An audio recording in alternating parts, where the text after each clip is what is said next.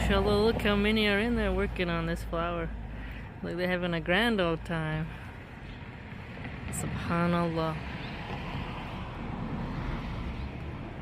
Absolutely miraculous.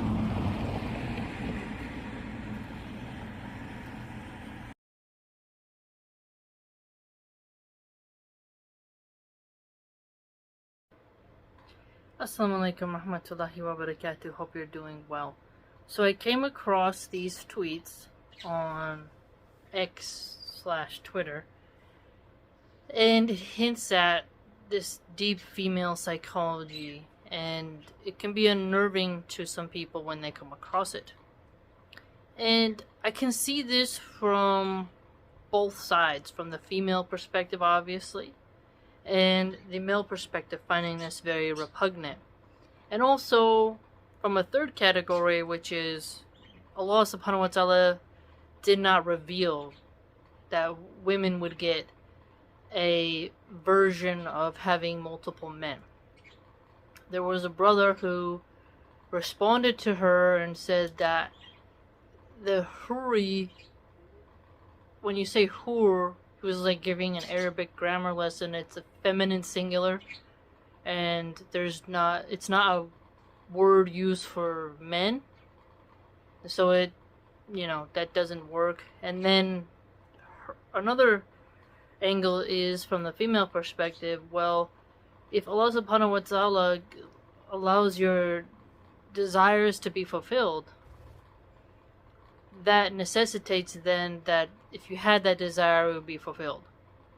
Because when you take a step back, if men can have sex with multiple people, then it's not as filthy and degenerate as it would be on earth. And so would it be like that for women? But I think there's a deeper level here, which is, do women want that? Because in the real world, you might get tired and sore down there. Men have to work on their stamina, and they have just a different hunger for that. Yes, I know that there are exceptions to each of those, but when you see women who really go on the carousel of men, a lot of them come out with mental trauma, and they end up having this desire for their Romeo, whereas it does appear that in some of the depths of male minds, they would like to have that sort of harem of very gorgeous women who aren't combative and nasty. But then again, there are some who they really are committed to their one woman, and that's their soulmate. And then there are also men who have 2 wives or 3 or 4, and that's sufficient for them. But there is that split in the male mind of those who want to go all in for one, and those who desire more than one. And it's okay for men to have that desire and be also rewarded in paradise with that new creation, the Huri al-Ain, if I'm saying that correctly. I read about them obviously in Sahih Bukhari, and it is a creation of Allah that seems to bother a lot of women, and protective jealousy comes up. But one would argue that if men don't run out of stamina having intimacy in paradise, then that would mean if women were allowed to have that, they wouldn't run out of stamina either, and wouldn't be sore or tender downstairs like they would on earth. And I'll try to be as PG as possible, but when I was reading this thread, the back and forth, it reminded me of the clip I saw of Walter from Fresh and Fit. The escort, he got pregnant and she had an abortion. In one of the videos that proved she was an escort, the man said to her that he wanted to have, 3-hour intercourse. And she said, "Who can do that?" in her way of saying is like, no, I have an hour and that's it. Who wants to do that? And you could see that she didn't want that, even though that's her job. And you would think that because that's her job, she would really enjoys intimacy. And and there are some men who pretend that they can go for 3 or 4 hours. You see this with a lot of red pill Muslims. But on a deeper level, you have to wonder, in an earthly realm, no one has time for that. And that becomes very tedious. And the people who do last that long usually are on cocaine, meth, mushrooms. They're on some type of mind-altering substance that inhibits the man from finishing. And at a certain point, someone can get really tired and exhausted, and you don't really feel anymore, and you can get all puffy and swollen downstairs. And it burns when you go to the bathroom as a woman because your tissues are torn or something's happened to you. It's not good. I'm just trying to be as respectful as possible. But I'm saying all that to say this. So when a woman, like this individual, both of those ladies actually, says that, they would want their own male harem, I think that comes from the earthly desires. But when you examine the earthly desires of how much work that would actually be, it really comes down to lust and people who secretly indulge in adult content. Because if you're thinking about paradise, I think on a really feminine level, yes, I know there's women who are like, they have a high intimacy drive. I understand, okay? But a lot of them have deeper existential issues if they're sleeping with a lot of different men with no strings attached, and they're kind of more dead and vampiric inside. You can't spiritually connect to each one, I'd argue. I know that a lot of adult workers try to argue that, but I'd ask them, if that's the case, why do you always have to be high in order to take you out of your brain? And then I know they would argue, it enhances, and I say no, it actually alienates. So we could get into semantics about that. But on a raw level, I think that they perceive themselves as utterly so beautiful and never being able to be tired that they would be able to withstand having to service that many men or men to service them. And that to me is still something very masculine when you actually look at it. I know that a lot of people will disagree with me on that, but having a cold, dead attachment as a woman to your mating partner, it's different. One could argue, well, maybe Allah subhanahu wa ta'ala will take away that human element and you'll have, a different way of looking at those men that you have in your collection. But again, there's no evidence for that. So you have men having their evidences for the rewards they get, which I think is great for men who kept themselves pure, for example. I'm giving an example, right? And they never really found a woman, and they and then they pass away before they get old, and they get to earn that right. However Allah decrees who gets that or who doesn't. I'm not fully versed in the logistics of how they go about getting that. But the fact that they exist and they're described, it hints to what men like. Because I don't think Islam is a sex cult. I don't think that when I see the faith.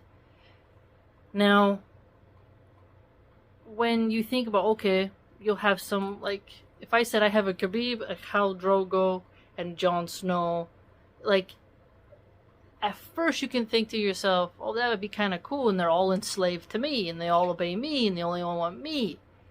But then as a woman, at the same time, if you really dig down deep, I think, into your inner psyche, I think having one champion that you're fully invested in, I think that's much better.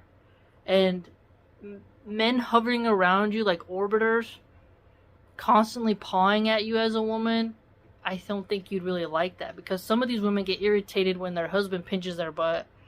Like while she's cooking, he smacks her butt and she's like, "Stop it."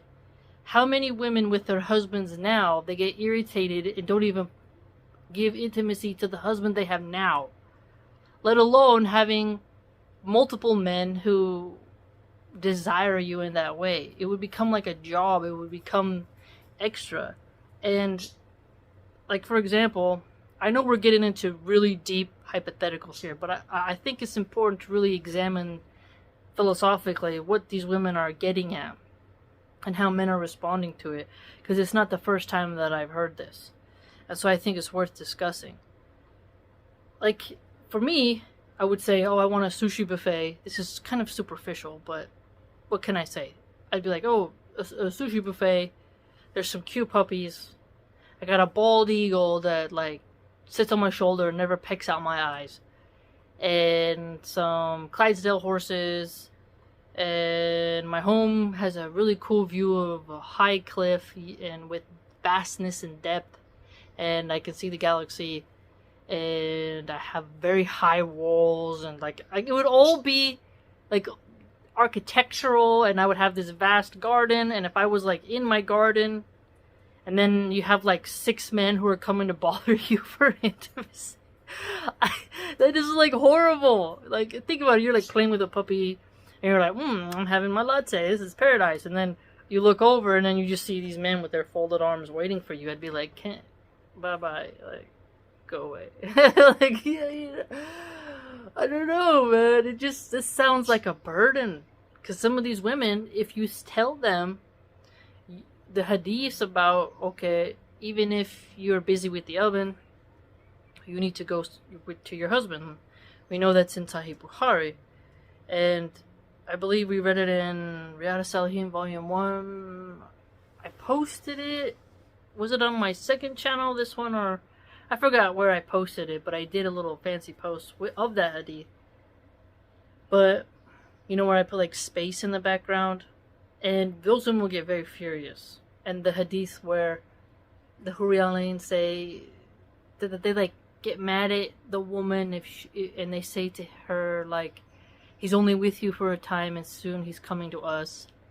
You know, that's in Sahih Bukhari. I'm butchering the summary, but I believe you know what I'm talking about.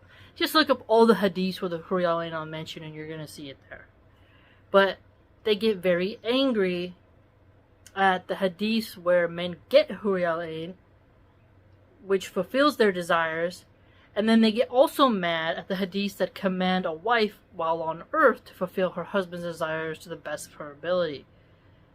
But then they want to have men who are at their beck and call to only be utilized when they want.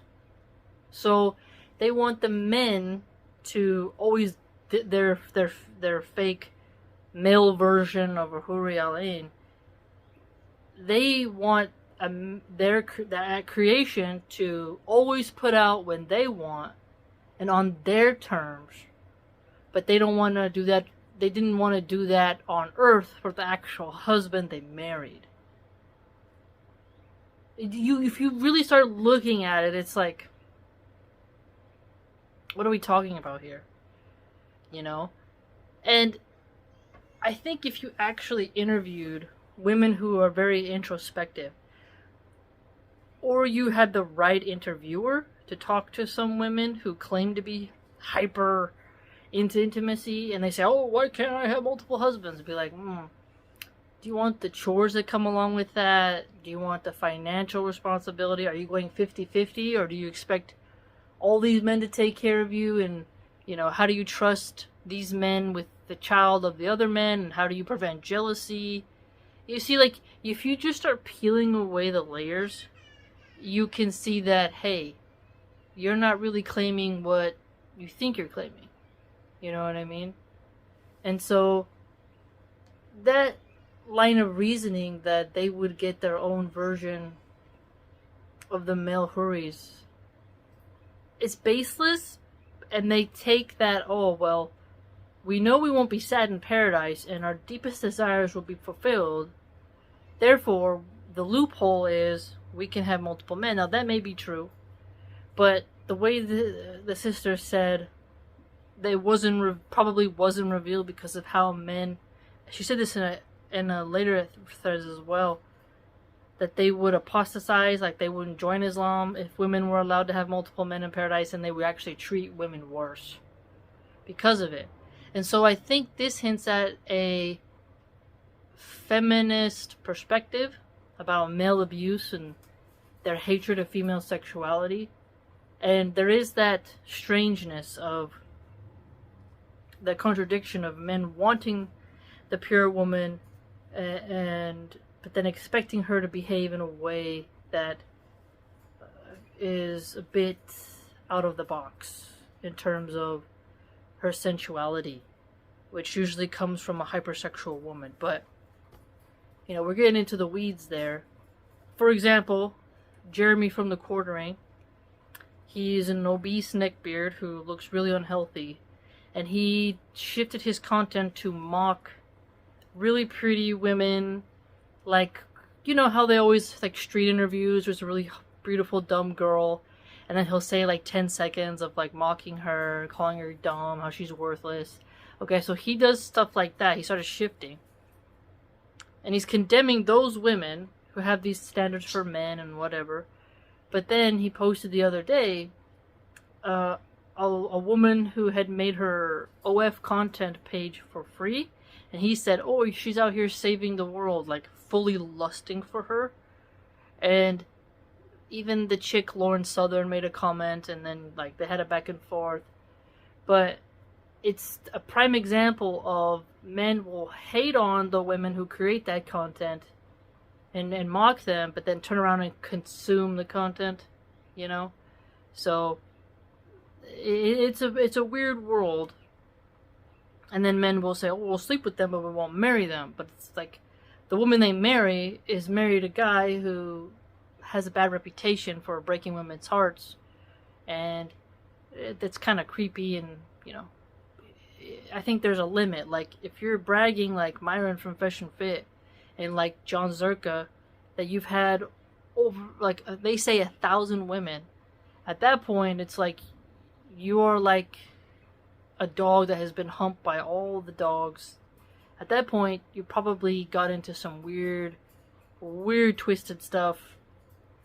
I don't even think you have a right to marry a hooker, let alone a woman who's pure and chaste, right? So we get into the weeds of what men would want in paradise and what's been revealed for them versus what hasn't been revealed for women. I have heard people say they speculate that it wasn't stated what women get because we have a tendency to think nothing's ever good enough. You know, we have to, like, oh, that's it. Like, we find fault really easy. Something like that. So our angle is more of a mystery. Others have argued the lack of saying what women get shows the religion of Islam is actually for women. For men, not for women. And that it's a male supremacist religion because it hides the woman's beauty, denies what she gets in paradise, but the men get to have multiple women on earth and multiple creations in paradise. So it's really sex focused for men. And it's interesting when you examine that. But I would argue, why not say, okay, wouldn't it be cool to be able to have children in paradise, as many as you want, and you're never tired, you're never sleep deprived, and you don't feel any pain while giving birth? I think that'd be way cooler. Why not say that? You know, like, why do you always, like, they wanna put that dagger in the male heart, you know, which shows that I think they struggle with that inner desire for intimacy, and they lack a sort of spiritual connection. But I would argue, this is my opinion, I don't know, I don't think every woman will agree with me, but I think the more spiritual you become as a woman, the less intimacy rules and controls you. You see, whereas with men, I think when they discipline their spirituality, women crave them, and it's a mercy to them to allow them to have multiple women and for those women to be provided for. it's quite different. Just the way our brains work. I don't think it's a mercy for women to be passed around men.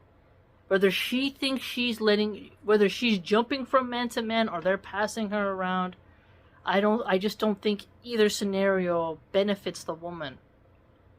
And I highly doubt, it's really hard for women to get pay pigs. I know that a lot of the disciples of the gold digger movements contend you can get multiple pay pigs and they can fund your lifestyle. And some of them you don't even have to sleep with, and they have a whole strategy of how you do this. But at the end of the day, they still have their main guy. They have pay pigs. Men they use and abuse and don't put out for, and they don't want to put out for them, because I constantly hear them say, oh, well, how do I get money from a man without having to sleep with them? It's like, hey. So if you think about these women who contend that they want multiple men in paradise, do you really? Or are you saying that now because you're hormonal? You know. Now, I do think it's interesting to speculate if a woman dislikes her husband on her deathbed and she only stuck around for the children, I hope and pray for her that she doesn't have to be stuck with that man in paradise.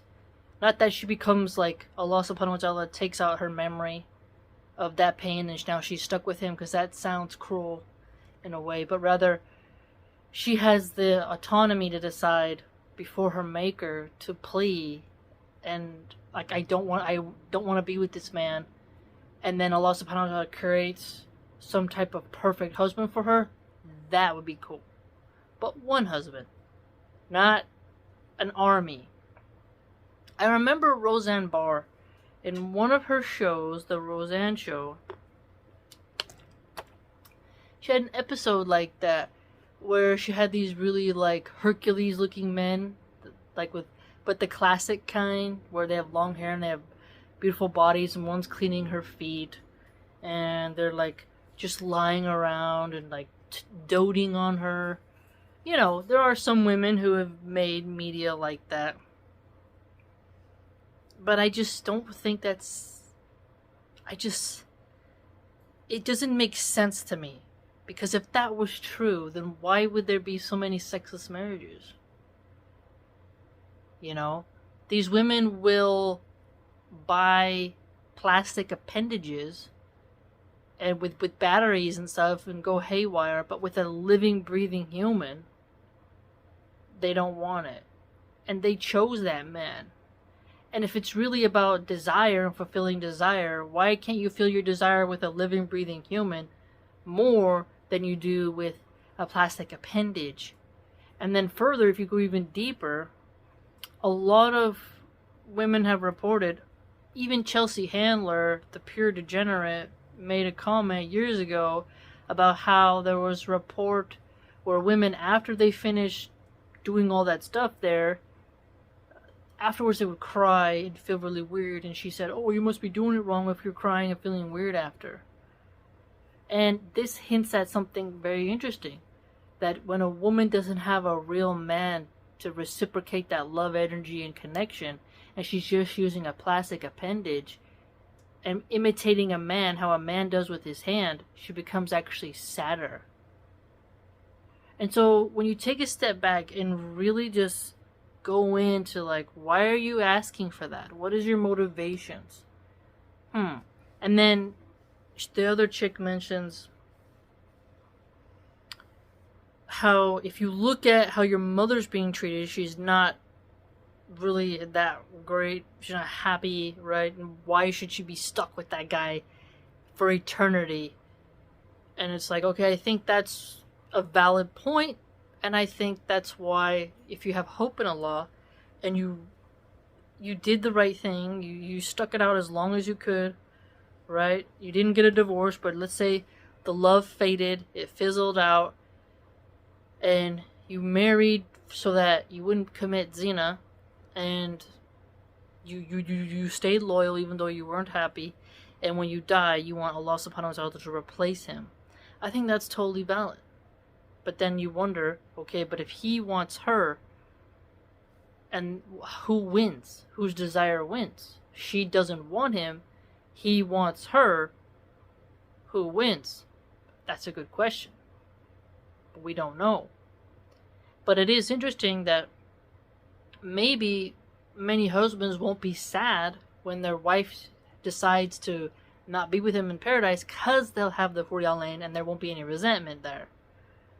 And the woman, I think if she really doesn't want him in paradise, she will not get jealous that he's gone with the Huri Alain, because there'll be like a merciful thing.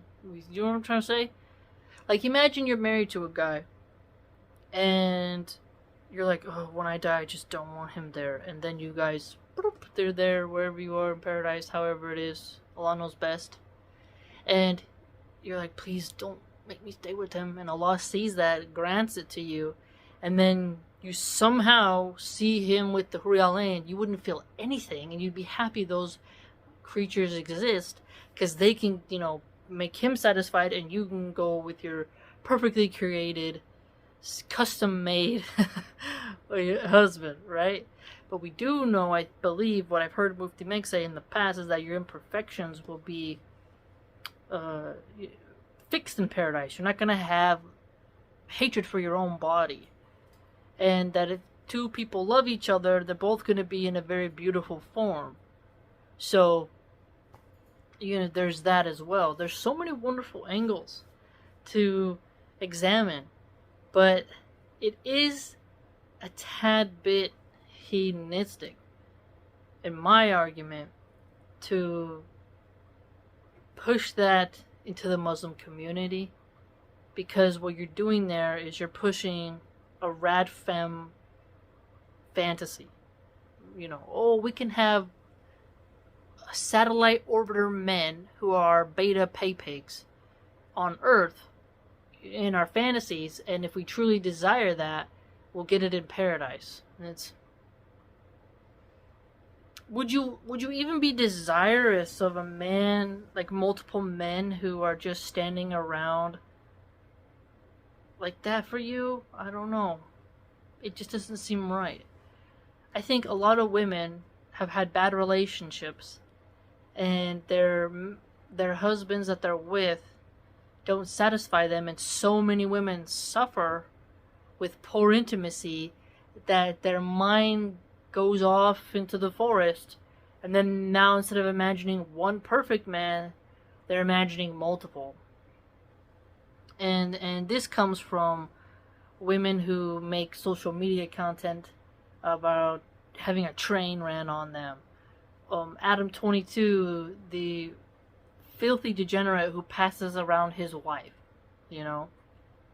stuff like that. And so you see those content creators who push out that filth putting this into the Muslim woman's mind. And some women as well, they see the red pill manosphere talk so vulgarly about breaking the hearts of women, deflowering women, and then abandoning them just to get the trophy of the hymen. And men who marry a woman for 2 years and then leave her, and they recycle reverts and stuff. This is a sort of revenge on them, they feel. Like, okay, you're really ruining women on Earth. So hopefully in the end, you'll have to know that your wife will have 5 guys if she wants in paradise. Do you see what I mean? I think this narrative stems from hedonism and from the desire of revenge. It doesn't come from actual Islamic doctrine, but rather rad femme philosophy on sex and a revenge plot against the behavior of red pill men, and a bitter hatred of the Huri Alain. And so I think it's better for women, instead of thinking about intimacy, just to hope that Allah subhanahu wa ta'ala will give you the perfect mate if that's what you want, but to keep it keep it realistic in a way. Even though paradise is beyond our comprehension, it's pretty foolish to be asking Allah subhanahu wa ta'ala, in my opinion, you want 10 male creations to service you, but you neglect your husband often and make up excuses not to have intimacies with him. You have a duty to your husband while on earth. And if he dies and he's pleased with you, right, you can get into paradise. Well, how do we put it? Like, when your husband, if you die and your husband's pleased with you, or if he dies and he's pleased with you, this is a form of great blessing. And we know the hadith as well about if your husband goes to bed, very upset that you denied him intimacy again, the angels will curse you until, he has forgiven you or everything is rectified. This doesn't mean that if you say no, that he's allowed to just put you in a chokehold and elbow you in the eye socket and do marital rape. No. Alright, that's quite evil. The best of those are those who are best to their wives, as the Prophet peace be upon him said. And if someone isn't ready for intimacy, and like after a surgery, or they got some bad news and they're just not over it, or they're very angry and then they don't know how to cool off, and you try intimacy at the wrong moment, they say no. You see what I'm saying?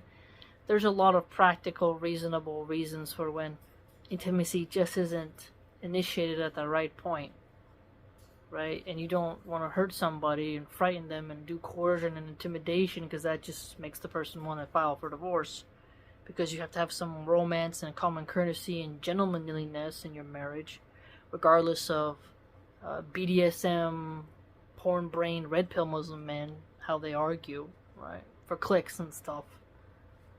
You have to really just take a step back, is my point, as a woman, and see, is that really what you want? Is that really what you want?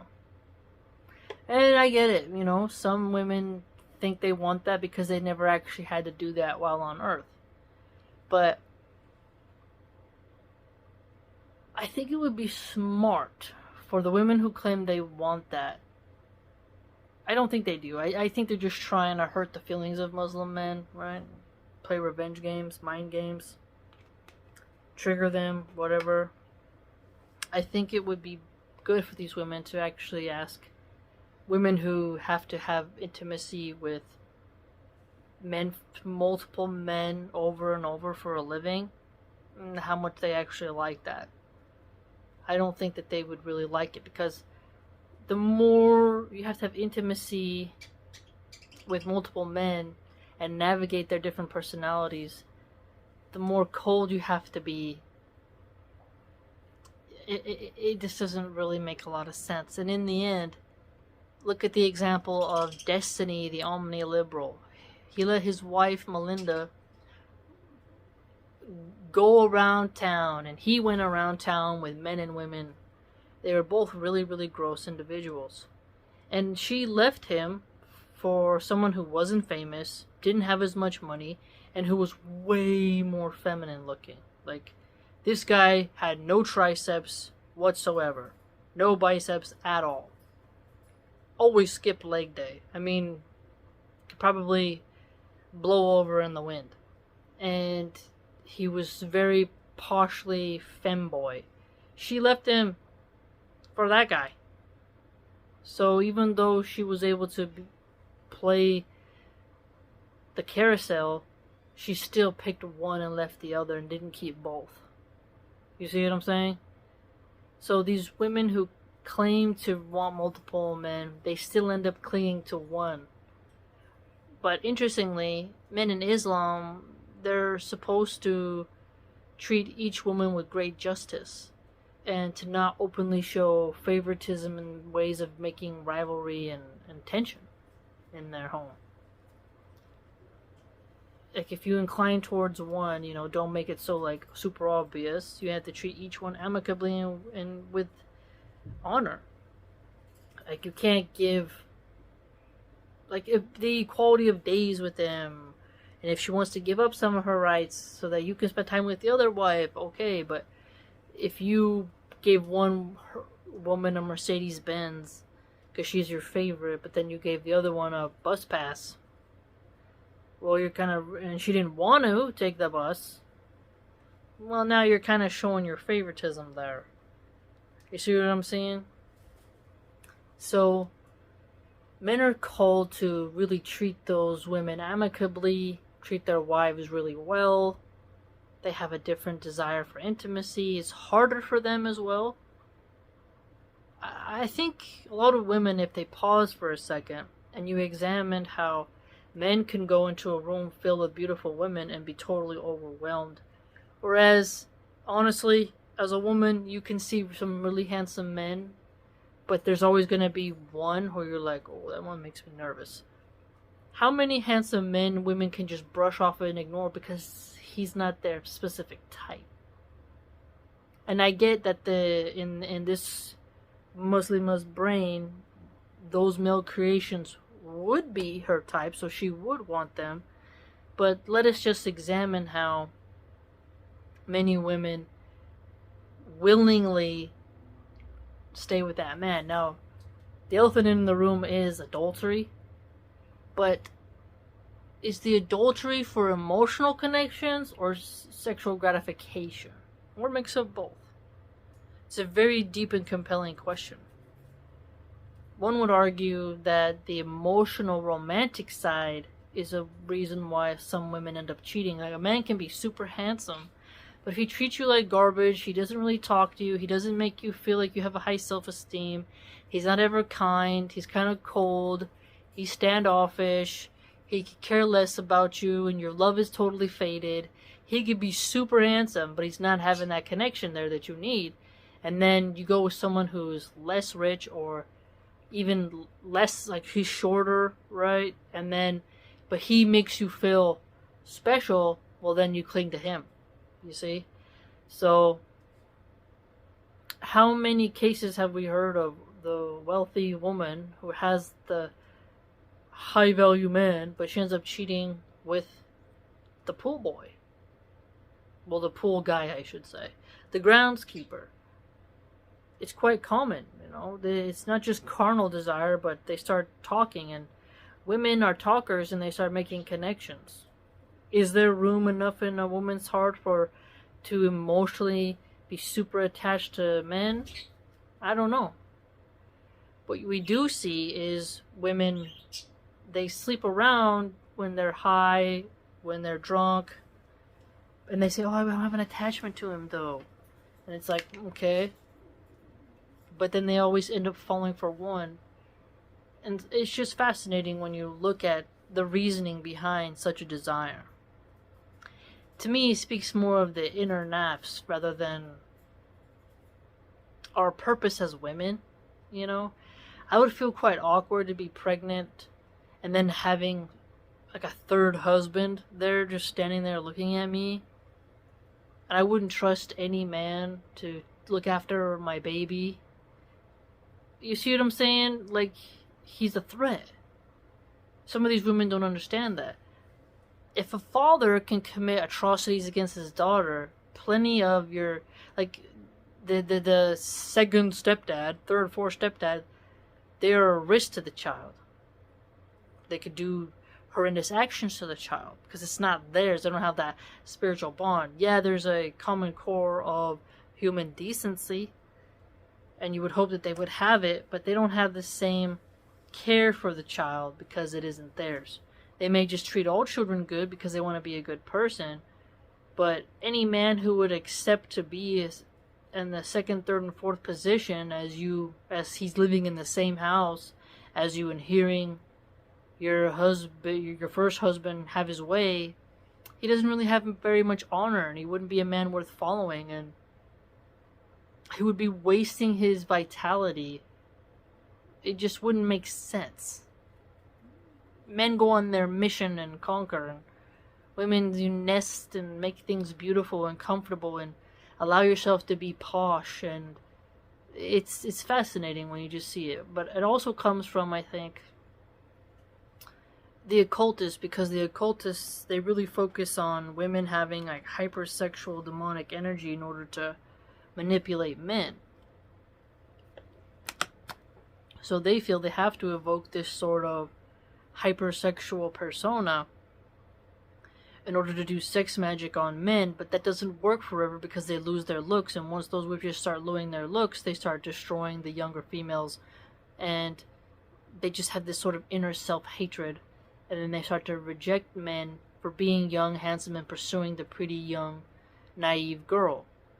Because the occultic witch is burnt out, she knows too much about the dark side of men, and she's heavily cynical and nihilistic, and she doesn't have that soft mercy.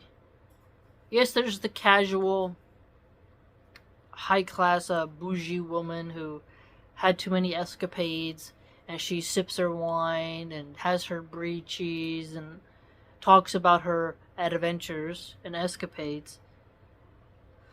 But how many of those women escape unscathed is the question, because women are always the more vulnerable one in those exchanges. Every time a woman has intimacy, she's at the mercy of that man who could easily, with his two bare hands, do whatever he wants to her, because she's in the relaxed, reclined energy type of mode, and he can just have his way. Then what will she do? She can't wrestle him, and she can't fight him off. And if she doesn't have a self-defense tool, what will she do? Right? So women are always at risk on Earth when they engage in those escapades. And the amount of women who repent and are disgusted at their past and kind of really examine it for what it is, not what they thought it was, they're like, oh, I really wish I just had one. I remember I watched this interview on Piers Morgan of a woman who was at the Playboy Mansion, and, you know, she was young and pretty, and she got passed around, and then she later went on to write a book about how much she hated it, and how disgusting it was, and how she had to sleep with the guy, I think his name is Hugh Hefner, the dude who was the owner of the mansion or whatever. She described how dirty the pool was. It's just a kind of murky, and it's not this glamorous thing she thought, and she felt like she was a victim, and it's like, okay, you chose to be there, you knew what it was, and now you regret it, because hindsight is 20/20. But if you look at the hedonistic angle that these rat femmes and some of these Muslims are lost in, they would say, oh, that's the ideal, you know, you get to have all this intimacy and indulgence with men and women, and you see that these women, and when they start to lose their looks, your joints start to hurt, you want to take a nap more, you begin to see that, intimacy isn't what it was all made up for. Whereas men, there can be 50, and they can still got some spice in them. 60. They still have that, they got some drip to them. And so, you see men, even, it's kind of sad in a way, 70 years old, still trying to flirt with the young barista. But you don't really see that too much with 70-year-old women, right? They're more of like, where's my grandchildren? Let's make a nice tablescape. I want to go on a cruise. You see what I'm saying? It just isn't the same, the desires that they have. And so, the little one's probably fighting over toys. She keeps trying to grab her sister's knitting loom. And when she realizes she can't knit, because she's just a toddler, she gets very angry. So, I'm going to go try to break up that match, because before I started recording, the little one was kind of going after the loom. But, I really hope these sisters examine that desire in them and ask themselves if that's really what they want, or are they just trying to hurt their brothers in Islam and to make them resent their women. It's just not wise. It's just not good. You have to look at the intentions. Are your intentions to help women get a better husband in paradise, or is your intention to make brothers disgusted and to do bid'ah as an innovation, right? Okay, so may Allah guide the sisters and help them to do better, because it's not the first time I've heard that from women in the atheist sector and the Muslim feminist sector, which is kind of an oxymoron, you know. But let me know what you think, and if you'd like to join my blog and support the channel, you can do so by going to my blog, which is www.subscribestar.com/Milahan Archive. Hope to see you there. I'm gonna go check on the little sprouts, see what it is they're fighting about. Take care.